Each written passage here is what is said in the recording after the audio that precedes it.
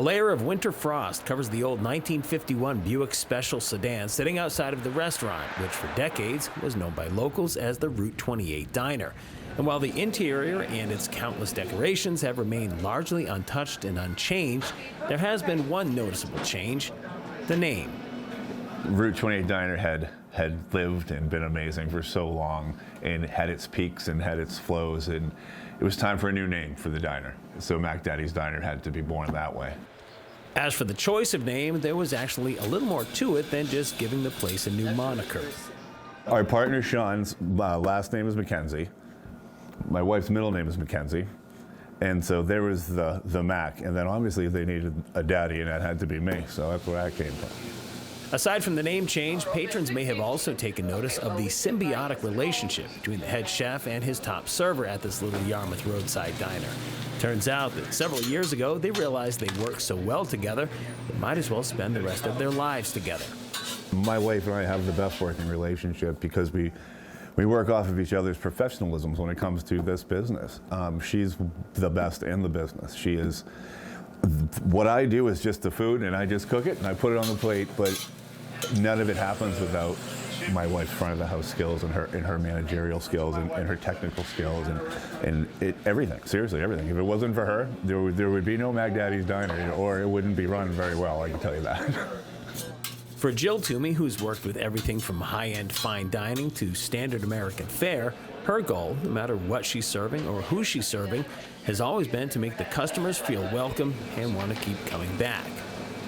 I want them to experience the warmth and the comfort of, like, if they went to somebody in their family's house and they got greeted for breakfast or lunch in their family's house. I want that experience. I want people to leave happy, full, and laughing, and maybe making new friends in the process of it. And judging by the turnout on a chilly February Thursday morning, the formula seems to be working. Here's a little fun fact. John and Jill Toomey didn't open their doors here until November 11th of 2025, so they still haven't had a chance to enjoy a Cape Cod summer at their restaurant yet. But with nearly 50 years of combined service between them, they know that once they get through this winter, there's something good waiting for them on the other side. The only expectations that I've really ever had was driving by here. I never really came here during the summertime. I do know that there is a wait out the door. They are on a minimum of an hour wait, and for breakfast, that's a really long wait to have. But I'm ready to go. Let's do it. It's either not being busy at all or being extremely busy, and I'd rather be extremely busy than not busy at all. Getting to the summer will require some sound financial planning and execution. So far, Jill and John have been able to stay on or near budget by doing all the heavy lifting themselves without bringing in too much outside help. Keeping food costs down, keeping labor costs down, keeping all those things down in the winter months is essential, and it has to be done right. If you do it right, you can maneuver it, you can get by. You're not going to make the money you make in the summer and the spring, and you understand that, but as a year-round establishment for us, it's not about just summer and the spring for us, it's about every month, and every month is a good month for us. Every month is a new month. Every month is another opportunity to do better than we did the last month.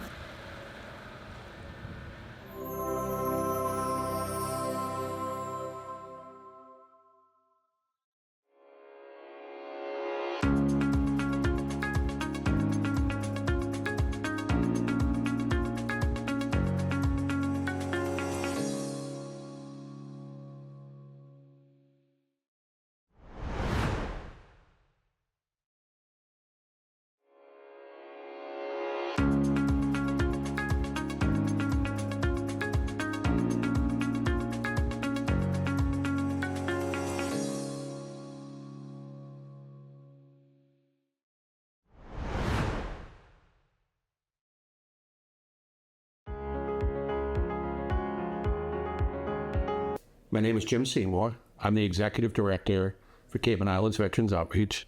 I've been in this role approaching 4 years. It'll be 4 years in November. Previous to that, I was on the board for 2.5 years, so I've been affiliated with the organization about 6.5 years. So for a little over 42 years, we've been helping veterans address issues related to homelessness, food insecurity, medical transportation rides, and case management and referrals and counseling. Basically trying to encounter veterans where we meet them, identify their challenges and struggles at wherever they need assistance, and either make those referrals out to other agencies or help them directly. We started back in 1983 as the non-vets, and it was related to Vietnam vets coming home and not having a place to call home, so to speak, where they could gather safely. The era back then was a little challenging for them when they returned home. And then about 13 years ago, we morphed into what is now the Cape and Islands Veterans Outreach, and we expanded our reach to serve veterans from all eras. And that has been extremely rewarding and has been very impactful in my brief time here as executive director. The mission of the veterans is basically encapsulated in the logo that's behind me, a hand up, not a handout. Currently, we have 2 properties that have the capabilities of housing 13 previously homeless veterans. It's a transitional situation. What that simply means is these veterans could be couch surfing, living in their car, living on the street, in a shelter. We get them safe, dry, warm, and secure. And then we work a program, a customizable case management program that helps address the challenges that may have led to where we encountered them, and map a strategy forward so that they can become permanently housed in another apartment or home of their own and active and engaged in the community. The second program, probably our larger program, is our food insecurity program. In the last few years, we've stood up and expanded into 14 food pantries a month. Currently, we provide food pantry services in Hyannis, Falmouth, Eastham, Wareham, as well as Martha's Vineyard. We do home delivery to homebound veterans. The other program that's important and vital, stood up about 2 years ago, maybe a little longer now, is our veterans transportation. We discovered and encountered veterans who no longer were able to drive and needed transportation to critical medical appointments. So we've been really successful partnering with third-party vendors like Uber Health, Prime Medical, and some of these other transport agencies, where we contract with them to provide the rides at no cost to the veteran. Successful attendance and participation in medical appointments, primarily, the diagnostic primary care and all of those kinds of things, make for a better outcome and a healthier, better life for our veterans. It simply gives them the access to the medical care that they might not have been able to get previously. And we do different sort of outreach programs throughout the community. And sometimes that's addressing financial planning and budgeting for veterans. We have a legal counseling program where we have an attorney who will help veterans who don't have estate planning. And, the other piece to it too is mental health is a big challenge. I think it's a big challenge throughout the community as a whole, but veterans seem to have a little bit more of a robust case of mental health challenges, whether it's PTSD or the invisible injuries of war, whatever it might be. So we make referrals for those kinds of cases out to providers in the community and many times directly to the VA. I can see I'm smiling. One of the greatest things, people ask me, what's your greatest accomplishment? I've hired a really talented team of professionals who are passionate and come to work every day to try to improve the lives of veterans each and every encounter. And it's really amazing to watch. We're a nonprofit. Every dollar counts. And yet they come to work every day knowing, no one here is going to be a millionaire. And they do the work in a way that is an all-star performance every single time they encounter a veteran. And it's really a pleasure and an honor to watch them do that work. This is where we house our administrative offices, our programs, our case management. We meet clients here when we do interviews, and we have some in-house counseling, as I alluded to earlier. But this is where they can come and get the beginning of an inquiry for whatever help they need. So we'll do an intake and assessment, ask the questions, okay, what brings you here today? How can we be of help? What is your needs? And then based on those responses, we start to look at how we can tailor a response of assistance geared to those challenges they may be experiencing. So we're at 247 Stephen Street in the west end of Hyannis. We're directly behind the VA Medical Center here, just off of if you know where the Rotary is in West End by the Melody Tent, we're just about a block away. Our website is www.capeveterans.com.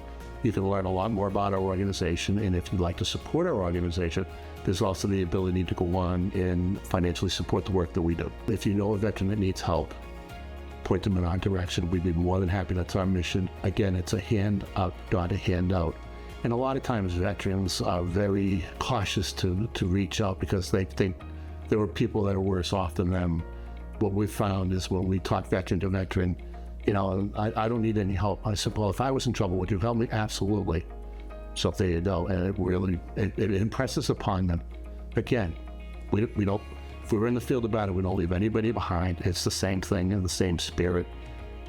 We've been serving veterans since 1983, and we're going to be here and continue to serve veterans as long as needed.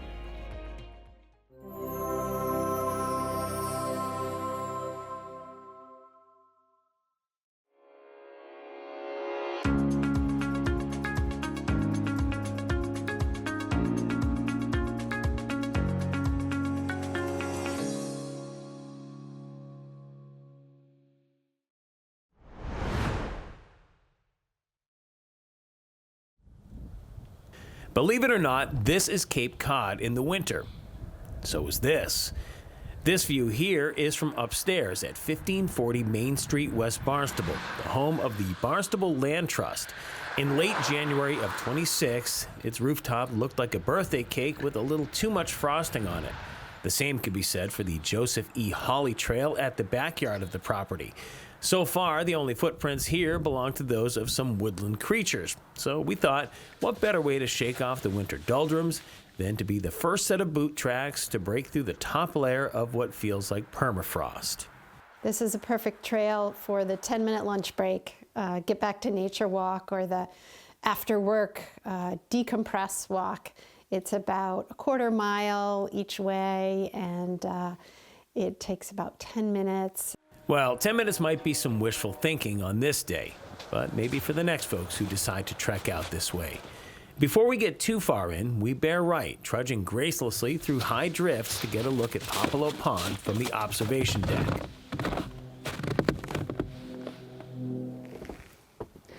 For all the trails on Cape Cod where I tend to forget that I'm actually on the Cape, this one offers the exact opposite experience. I know that just beyond this pond here is marshland, and beyond that is Sandy Neck. And as a year-rounder, it's nice to get a chance to appreciate some landscape that's unique to Cape Cod that I may not get a chance to during some of the busier summer months. During those less frozen over months, visitors can enjoy the poem left here for us by Albert Starkey. From the other side of the pond, we get a better idea of the vast expanse of this nearly 10-acre property. From up here and in these conditions, it may be easy to forget that this was once the home to the West Barnstable Brick Company, which may explain why they have these pavers on display here in the visitor center. These days, it's known more as a place to spy on the birds who were hiding on us the entire time that we were out here. Birders love this area. They've been coming here for decades, and it's because it's pretty special. It's a pretty special ecosystem right here on the marsh. And we get, in the summer and fall, hundreds and hundreds of herons and egrets, lots of interesting ducks in the winter, migrating warblers in the spring and fall, and it's just a birder's paradise. While we may not have stumbled across anything with legs, wings, or tails during our trip through the woods, we did get to see this spot where one of the local otters slides into the pond. Aside from that, it was all about the mind-clearing, peaceful serenity of being in nature. People have an incredibly personal experience when they're in nature, and the same is true when they're on our properties. And it's partly a biological thing, what you're feeling from the trees, to enjoy the bounty that Mother Nature gives us, and that's still available to us, and it's really an incredible thing to be grateful for.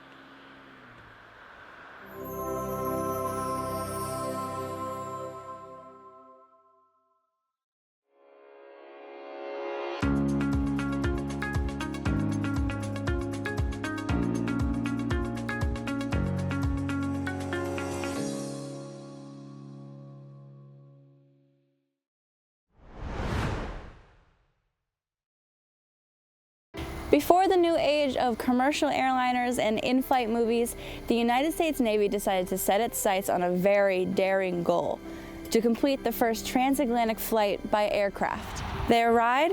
The massive NC seaplanes, NC for Navy Curtiss, named after aviation pioneer Glenn Curtiss, one of the godfathers of seaplane technology. These weren't your average flying machines, with a wingspan stretching 126 feet, even wider than a Boeing 737, and enough room to carry 51 people. The NCs were the giants of their time.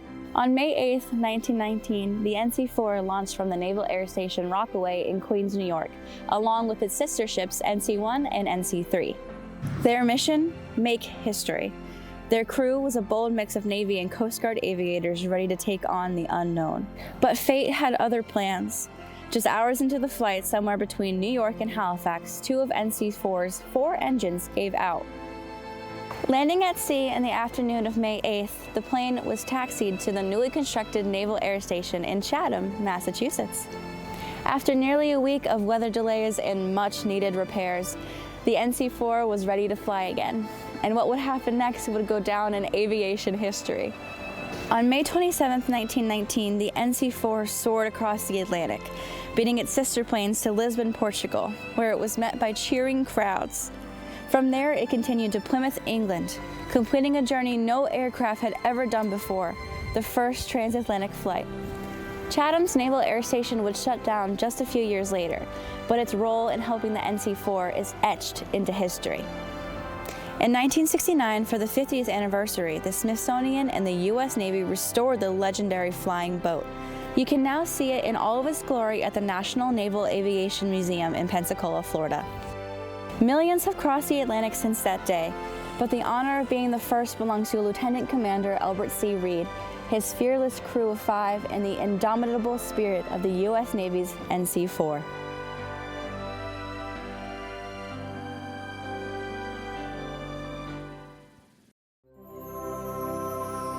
Cape Media Center, building community through media.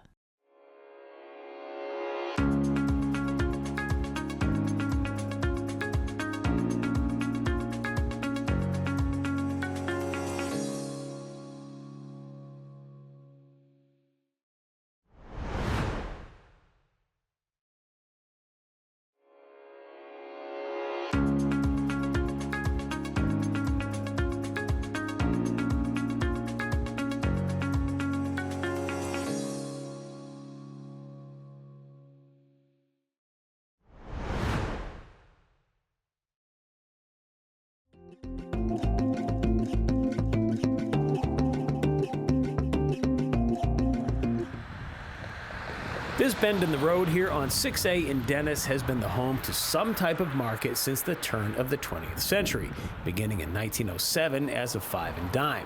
Over time, the building on 653 Main Street may have changed owners as well as shape and size, as evidenced by this photo from somewhere around 1953. But the mission has always been the same. This store, Dennis Public Market, is a community market. It's not a convenience store, we do the best being a full grocery store, but we're a community family market. It should go without saying that the location of this public market is terrific. The unique glassed-in, two-sided ramped entryway certainly helps it stand out.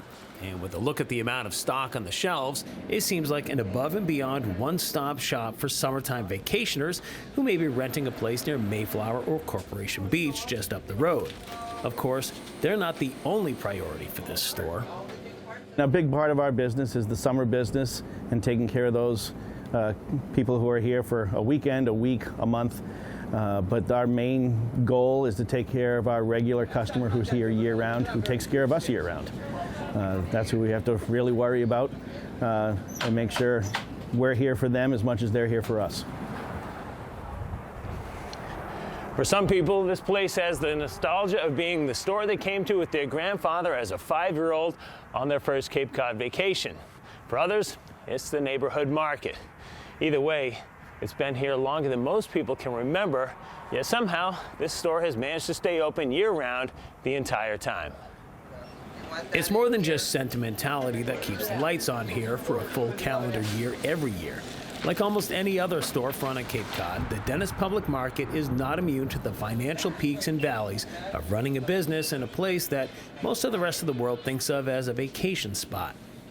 We say going into January and February, it's hibernation mode. So basically, you take your big months, your summer months, stuff like that, when people think that this place is a gold mine. you got a few months to save up for the rest of them. So I was like, you got 4 months to save up for the next 8. You know, and you still have vendors who want to get paid. You have all that stuff. You got to make sure you have the funds to take care of them because they have to take care of us.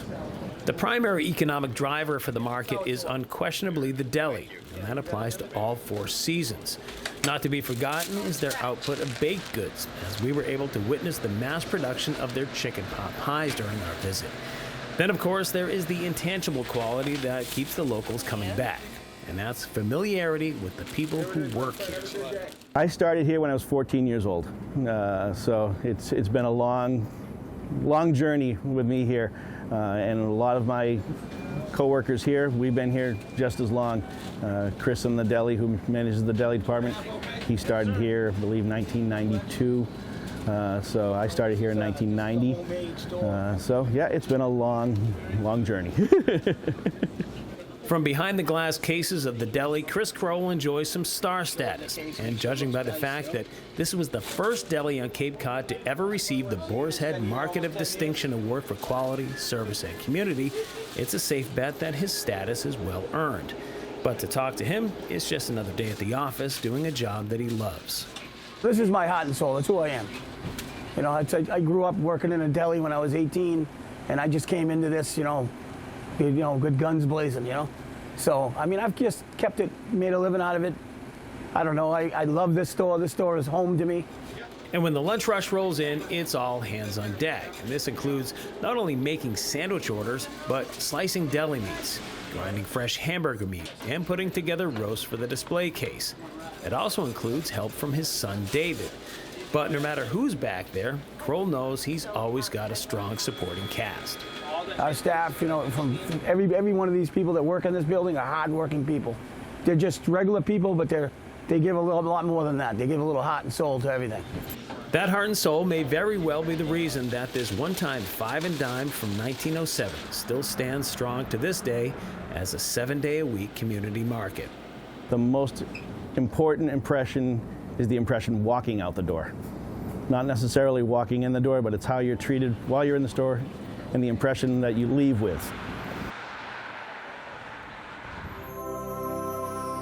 Cape Media Center, building community through media.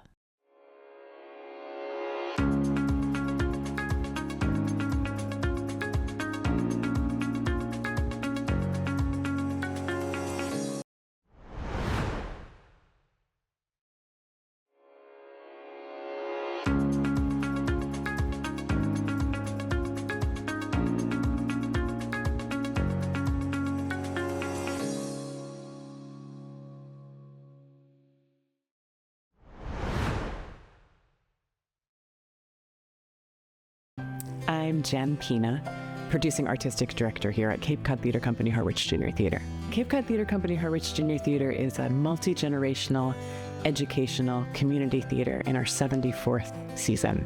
We were founded by Betty Bope. She was an educator here and in Boston, and she founded what was then the Harwich Junior Theatre at the Exchange Hall in Harwich Center in 1952 with their first show, Cinderella. It grew from there, from the Harwich Junior Theatre, which was mostly producing shows during the summer and for young audiences and families, to where we are now, which is multi-generational theater with shows for audiences of all ages, with up to 10 fully produced shows happening year-round every year, multiple partnerships with other local artists and performers, so we have special events throughout the year and a really robust education program. So we have classes year-round through 4 seasons, winter, spring, summer, and fall sessions from ages 4 through adult. We have camps while school is on break during school vacations and summer vacation. We have classes from creative drama through Broadway Kids, through singing for the stage, creative drama on the spectrum, scene study for adults. It just goes on and on and on. I saw my first play here when I was 5. It was Emil and the Detectives. And my older brother, Joel, was in the play, and I was on the edge of my seat. The theater went dark, and there was this sort of warm glow, and we were a family that read a lot of books. So for me, storytelling was just a part of like the magical part of the day. And to see this story come to life and have my brother be in it, I thought, I want to do that. And then through the years, I've played a number of different roles here. I mean, in plays, but also had multiple jobs here. So I've done everything from children's theater to junior players, our teen ensemble program, both being in it and teaching it, to Shakespeare and some of the classics, to experimental theater. And I've been an actor, a director, a choreographer. I've been an usher and a house manager. I've done really almost every job, and now producing artistic director as well. I'm so fortunate to work with the folks that I do here. We have a very small, incredibly talented, hardworking, and dedicated full-time staff. And then we have this huge team of contractors who are either teaching artists or production team members that really reach out into the whole community. We're just so fortunate. And then beyond that, volunteers, a volunteer board, volunteer front of house folks, people who do all sorts of things for us, and then our business partners and sponsors too. So in that way too, we really are a community theater. For more information about volunteering, taking a class, auditioning for a show, coming to see a show, anything else you want, you can walk in the door. I would say my door is always open, but there's not even a door on my office. So come on in and say hello. And you can look at our website, capecodtheatrecompany.org.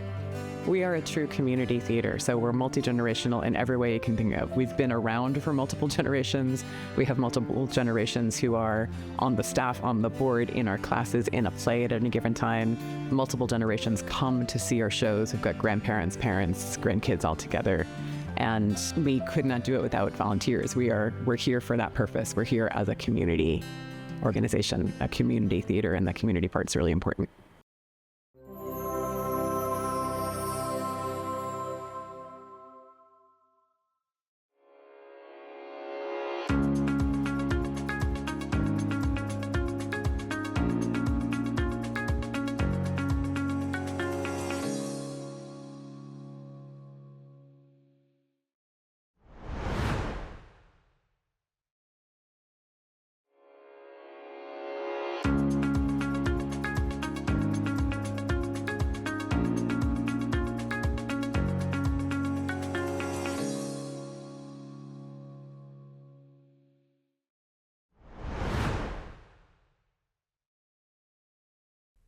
Hey, I'm Kayla. I was an intern at Cape Media Center back in 2019, and that experience totally launched my career in media. And I'm Destiny. I was right there with Kayla in 2019, learning everything from camera work to editing and loving every second of it. The staff here at Cape Media Center were always hands-on and always willing to answer our questions, especially with our final project. We created a series of videos called the Blue Economy Project, where we dove deeper into how the ocean plays a vital role in Cape Cod's economy. The series was well approved, and we couldn't have done it without the Cape Media Center. Fast forward to now, I'm working in live music production and have even worked at venues such as Gillette Stadium and Fenway Park. And I actually came full circle. I'm back at the Cape Media Center, this time on staff. Cape Media Center gave us the tools, the confidence, and the real-world experience to chase our creative goals. It's more than just a media center, it's a launch pad for your future. Start your story at Cape Media Center in Dennisport. Cape Media Center, your voice, your vision, your community.